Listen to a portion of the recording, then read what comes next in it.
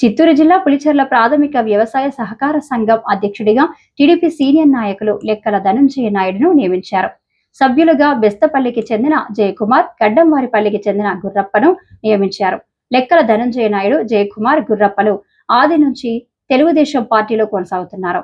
తెలుగుదేశం పార్టీకి కష్టపడుతూ విధేయులుగా ఉన్న వారికి పదవులు రావడం టీడీపీ శ్రేణులు ఆనందం నింపింది. తమ నియామకానికి సహకరించిన పొంగనూరు నియోజకవర్గ టీడీపీ ఇన్ఛార్జ్ చల్ల రామచంద్రారెడ్డికి కృతజ్ఞతలు తెలిపారు. ఈయన నియామకం పట్ల కల్లూరు జిల్లా పరిషత్ ఉన్నత పాఠశాల తల్లిదండ్రుల కమిటీ చైర్మన్ హెచ్ఎస్ అష్రఫ్ హర్షం వ్యక్తం చేశారు.